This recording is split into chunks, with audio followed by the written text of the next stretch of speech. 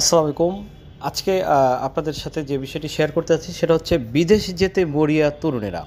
দৈনিক প্রথম আলো সিনিয়র রিপোর্টার জাহাঙ্গীর শাহ ভাই উনি বেকারত্ব নিয়ে যে ধারাবাহিক প্রতিবেদন করছে এটি ছিল তার দ্বিতীয় পর্ব।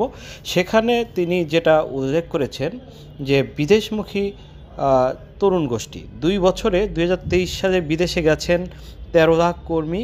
গত বছর প্রতি ঘন্টায় ১৫০ কর্মী বিদেশ যাত্রা হয়েছে।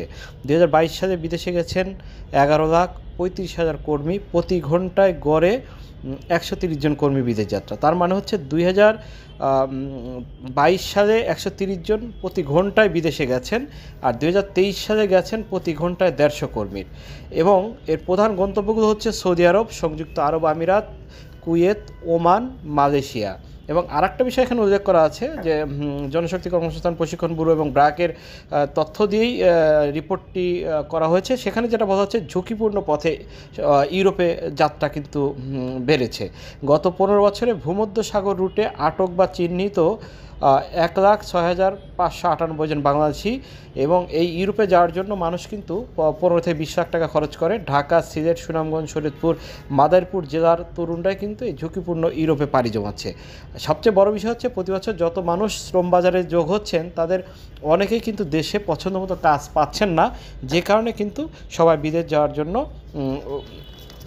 উঠে পড়ে লেগেছে। যদিও বিদেশে যাওয়ার পরে ঠিকমতো কাজ না পাওয়ার ঘটনা আছে, সঠিক সম্মানী না পাওয়ার বিষয় আছে।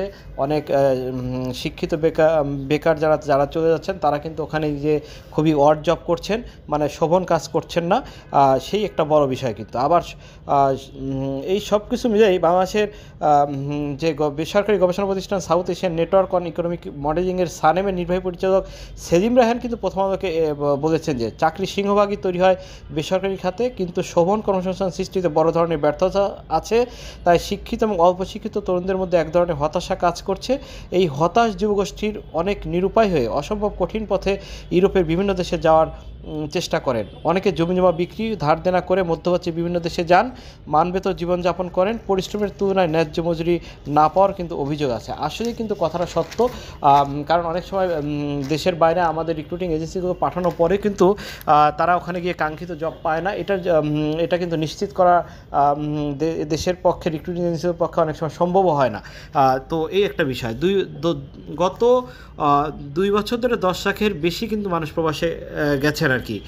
২০২৩ সালে বিদেশে গেছেন রেকর্ড পরিমাণ ১৩ লাখের বেশি কর্মী, এবং ২০২২ সালে বিভিন্ন দেশে গেছেন ১১,৩৫,০০০-এর বেশি কর্মী। সব মিলে কিন্তু এটা আশাবাঞ্জক চিত্র, যদি আমরা এসব কর্মীকে দক্ষ করে পাঠাতে পারি এবং সত্যিকার অর্থে তাদেরকে কাজের বিষয়টি, সম্মানী বিষয়টা যদি নিশ্চিত করতে পারি, তাহলে কিন্তু এই দেশের রেমিটেন্স প্রবাহ অনেক বাড়বে।